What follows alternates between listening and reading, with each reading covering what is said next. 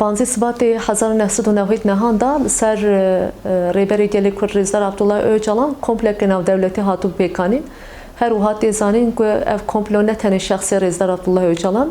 li ser hemû gelên Kurd û taybetî jî gelên Rojhilata navîn hatû pêkanîn. Ji ber ku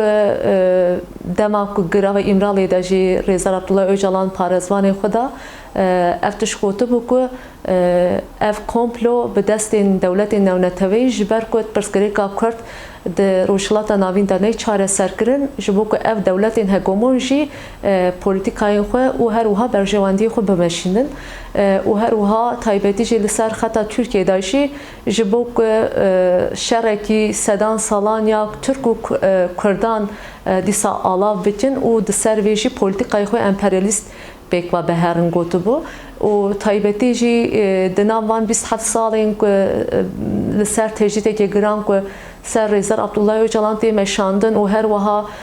her awayî dîsa jî Rêzdar Abdullah Öcalan ji bo çareserkirina mesela Kurd ku bangavazî dikir mixabin ku dengê Rêzdar Abdullah Öcalan dihate qutkirin da dîsa me dît ku heqeten jî di him hêla polîtîkayên herêmî him jî hêla polîtîkayên navdewletî da ev dewletên hegemon û emperyal naxwazin ku mesela Kurda çareser bibe. Herî davî jî me di xeta Rojavayê Kurdistanê da dît ku kengê gelê Kurd ji bo azadiya xwe hebûna xwe êdî digîje lûtkeya serkeftinê ev destên qirêj dikevne meriyetê da ji ber wê jî em jî îsal sala 2026 salvegera 15 Şubatê aslında wekî demên borî zêdetir wate û girîngî dine vê 15 Şubatê him 15 Şubatê bi salan e serîda milletê Kurd û dostê milletê Kurd wekî roja reş îlan kirine û her wiha newhêdan berdatir wekî kampanya û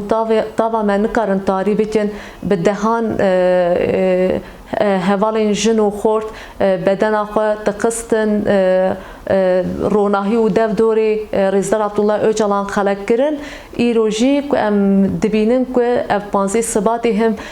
dîsa milletê Kurd şermezar dike lê belê tenê wekî şermezarkirinê na êdî ji bo azadiya xwe jî ser piyaye ji ber vê jî girîngî û vateya vê 15 Şubatê ew e ku êdî ev 15 Şubatê ya komplo navnetewiyê yekemîn û her wiha komplo navnetewiyê duyemîn ku xeta Rojava da cardin dest pê kir divê ku bi rêxistin bûyîn û gelê Kurd ku ser piya be hem vê komployê heya davî pûş derbixe û him jî ji bo azadî fîzîkî azadiya Rêzdar Abdullah Öcalan li qadan bisene em ji ber vê vesîlê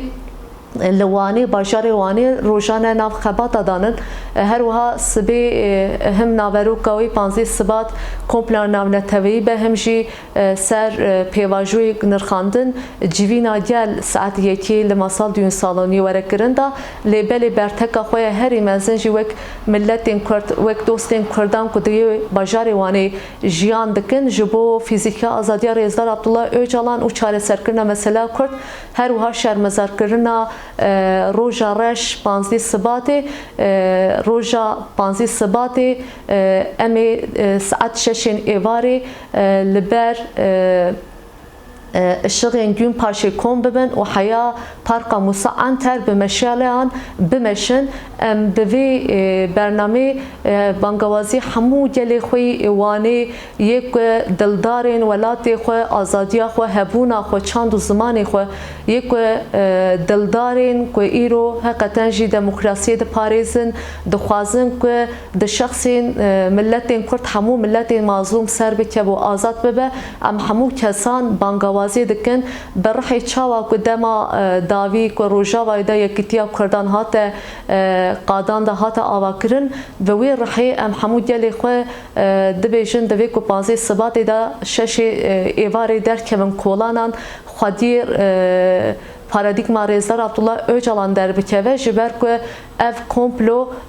tenê ser şexsê Rêzdar Abdullah Öcalan'a ser milletê Kurd û hemû milletê Rojhilata navî ne werin em bi hev re ji bo azadiyê ji bo biratiyê û ji bo wekeviyê em roja 15 Şubatê li hemberî van dewletên hegemon û emperyalîst bertekê xwe nîşan bidin.